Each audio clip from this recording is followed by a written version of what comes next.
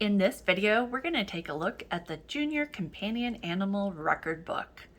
I'm going to complete this record book as if I was in the cat project, but this record book is also used for other species. If you're not very sure, make sure to reach out to your agent or 4-H leader in order to get more information. So, let's go ahead and get started. A quick note, you'll notice that I've highlighted sections in yellow, green, and blue. Yellow are items that you need to complete at the beginning of your 4-H project. Green items are items that need to be kept up to date in order to show at fair. And blue items are things that you will not do until the end of your 4-H year before you turn in your record book. So these blue items should not be done for fair. So with here, we're going to go ahead and get started. I'm going to write that we have cat and we're in year 1 and fill out this information.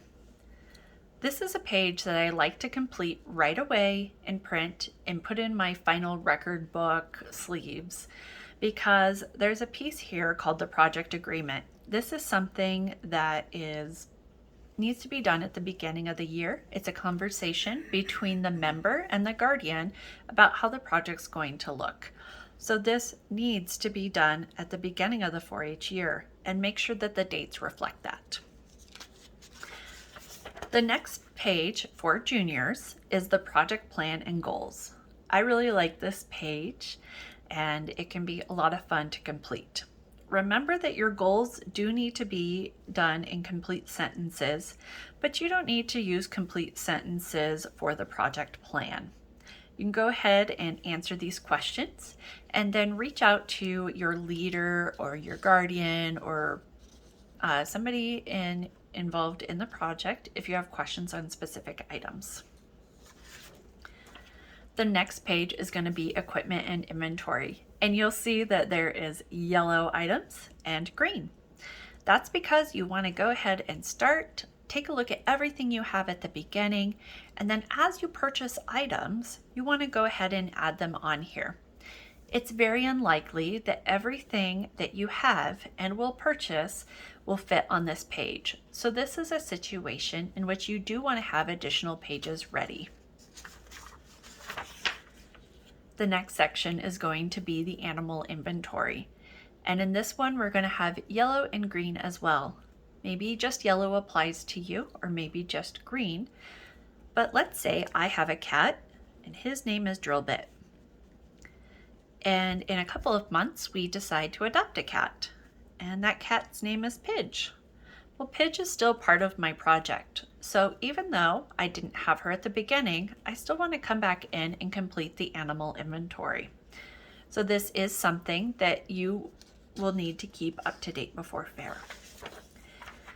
The next page is the health record, and this is not an optional page. Health includes items such as vaccinations, prevention or treatment for different things like worms or stuff like that. But it also includes routine care to make sure that your animal is healthy. That can include trimming their nails, cleaning their dishes, cleaning their litter box, and doing other items that help make your animal healthy throughout the entire year.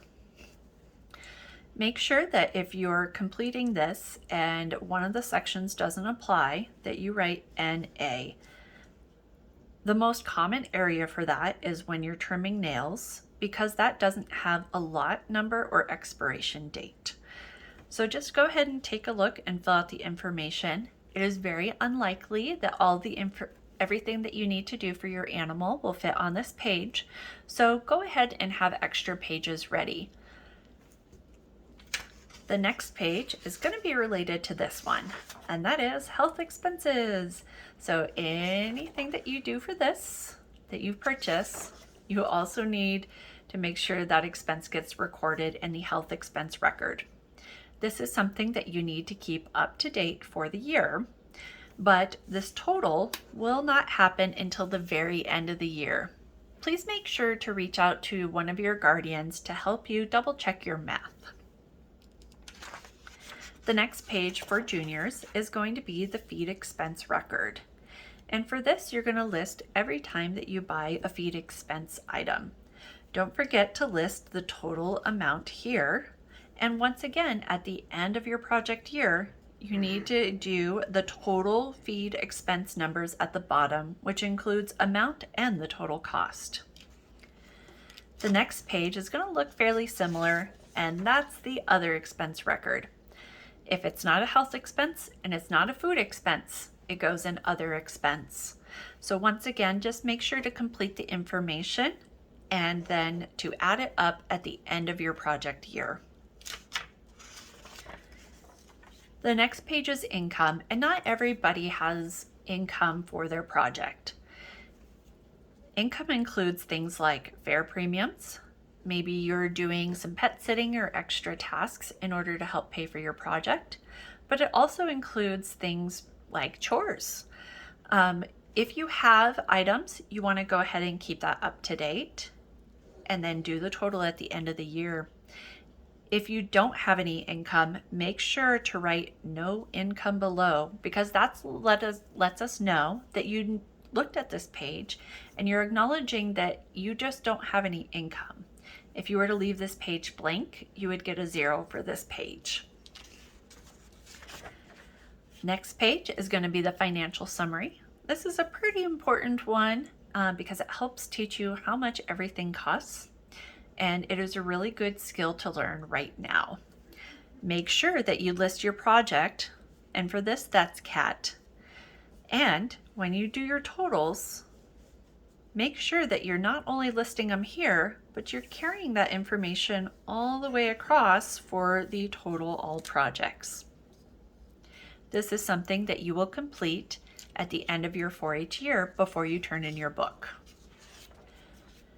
The next page is your involvement records, and this is one that also is very unlikely to fit on this page.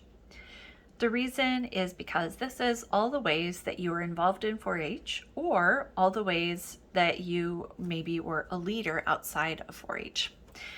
That can include participating in other community activities. Maybe you're a mentor or a lead or something like that, and you can complete that here. If you really didn't do anything in these categories, please mark none or NA where it applies. One of the reasons why it's really important to keep this up to date is going to be on that next page. Okay, we're almost done. We have story and pictures here. So when it gets to pictures, always make sure that you're reading the instructions. For this one, we're going to need 4 pictures with a descriptive caption. Although it is not required, I highly recommend that you date all of your photos. It's really important when you go back and you're looking at what happened in the past that you have a date so you understand what was going on at that time. When you don't have a date, sometimes the information can get mixed up.